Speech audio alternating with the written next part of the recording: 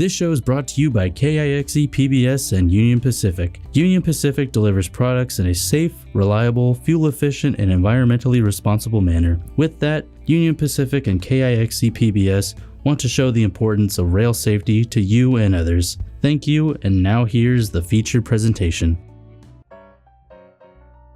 Let's take a quick journey through time and explore the history of railroad safety. It's not just about old trains and tracks. It's a story of how lessons learned from past mistakes have made train travel one of the safest ways to get around today. From the early days of steam engines to the high-tech world we live in now, every step has been about making sure you can enjoy the ride without worry. So buckle up for a trip back in time. As America grew in the second half of the 19th century, the expansion of railroads brought a new challenge. With more tracks being laid, it became clear that people needed a way to be warned when they wanted to cross the tracks. To deal with this, many different kinds of signs started popping up at railroad crossings. The types of signs varied, often depending on the rules of the local railroad company.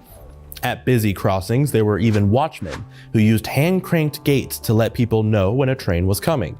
As the 20th century began, there was a shift from signs operated by people to automatic signals. The crossbuck sign, which looks like an X and is still used today, started appearing at railroad crossings all over the country.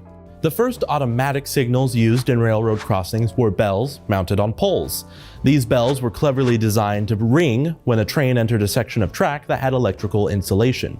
They were the early warning system for oncoming trains. This early warning system soon advanced to include a round sign with a red light, which looked like the signal a flagman would give.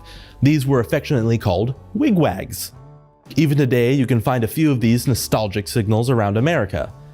Over time, wigwags were replaced by alternating flashing red lights. The first of these newer signals was put in place in New Jersey in 1913. Now, there are many different designs for crossing signals, each one made to fit the specific requirements of the crossing and the railroad. Today's crossing signals use what's called constant warning technology. These signals don't just alert you to an approaching train, they also adapt to the speed of the train.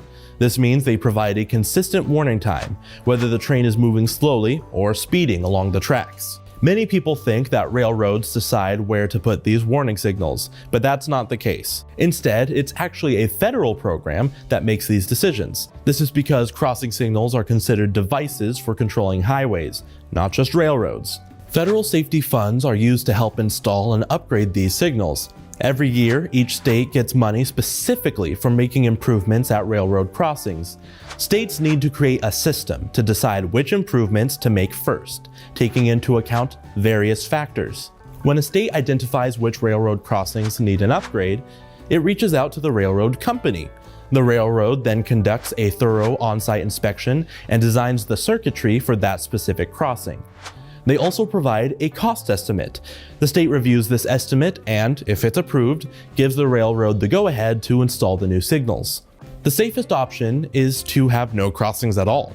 That's why there's a continuous effort to close crossings that aren't needed anymore and to build grade separations, like underpasses and overpasses, wherever possible. Train horns are also an important safety feature. Federal rules require that train crews start sounding the horn at least 15 seconds before they reach a crossing. They have to keep it going until the engine has completely passed the road. Additionally, brightly lit locomotives make sure the train is visible both during the day and at night. The responsibility for maintaining crossing signals and signs is shared. Railroads are in charge of the active warning signals and certain specific signs. Meanwhile, public road authorities take care of other types of signage, like stop signs and yield signs. The way railroad crossings warning systems have evolved really highlights how humans have adapted over time to make sure we stay safe.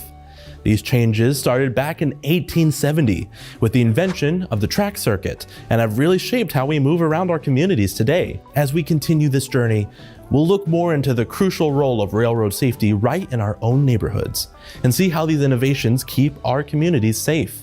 Remember, every safety feature you see on trains today is a lesson learned from the past. So next time you hop on a train, know that you're traveling with centuries of innovation and care.